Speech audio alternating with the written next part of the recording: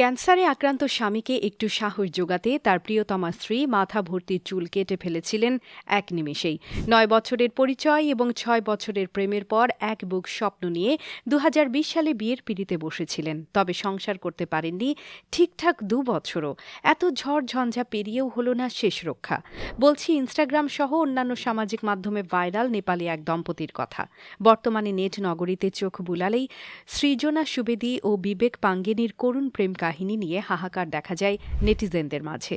নিজের শখের নারীকে পৃথিবীর বুকে একা রেখে লক্ষ মানুষকে কাঁদিয়ে গত ১৯ ডিসেম্বর ক্যান্সারের কাছে পরাজিত হয়ে ওপারে পাড়ি জমিয়েছেন বিবেক পাঙ্গেনি। বিচ্ছেদের এই যুগেও একজন স্ত্রী তার স্বামীর জন্য ঠিক কোন পর্যায়ে যেতে পারেন তার এক অনন্য উদাহরণ সৃষ্টি করেছেন সৃজনা সুবেদী। নেপালে বেড়ে ওঠা মেয়ে সৃজনা সুবেদী স্বভাবে ভীষণ দুরন্ত ও ঝটপটে। অন্যদিকে বিবেক পাঙ্গেনি ঠিক তার বিপরীত প্রকৃতির একজন মানুষ।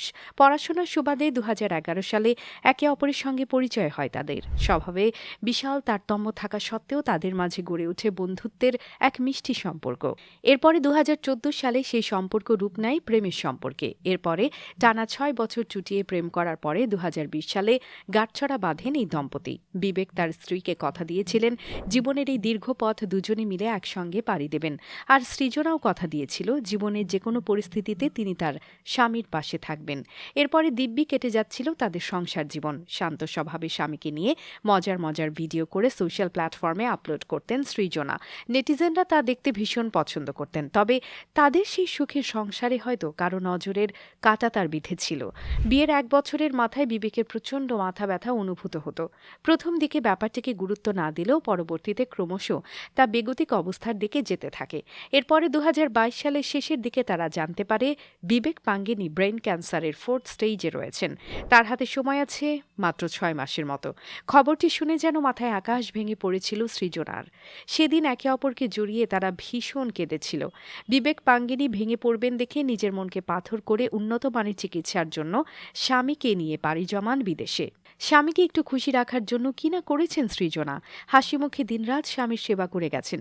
অবসরে বিবেককে হুইল চেয়ারে বসিয়ে রাস্তাঘাটে ও পার্কে ঘুরে বেড়াতেন সৃজনা। তার ভালোবাসার মানুষ আর মাত্র কিছুদিনের মেহমান, এটা জেনেও স্বামীর সামনে কাঁদতে পারতেন না, তার মনোবল ভেঙে যাবে বলে। চিকিৎসাধীন অবস্থায় বিবেকের সঙ্গে সমস্ত মুহূর্ত ভিডিও বন্দী করে রেখেছিলেন সৃজনা। তার কিছু কিছু ভিডিও দেখার সুযোগও হয়েছিল নেটিজেনদের। স্পর্শকাতর সেসব ভিডিও দেখে আবেগে আপ্লুত হয়ে পড়তেন অনেকেই। সৃজনা নিজের আবেগকে লুকিয়ে রাখলেও তার চোখে মুখে স্পষ্ট প্রকাশ পেত তার ভালোবাসার মানুষকে হারিয়ে ফেলবার ভয়। ১.৫ বছরের এক যুদ্ধ শেষে মাত্র ৩২ বছরেই গত ১৯ ডিসেম্বর ক্যান্সারের কাছে হেরে যান বিবেক।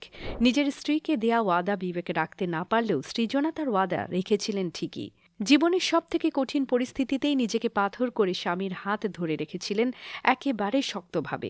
সৃজনা বিবেকের এই প্রেমের অধ্যায়ের সমাপ্তিতে শুধু সৃজনা একা নন, অশ্রুজলে ভাসছেন কোটি কোটি মানুষ।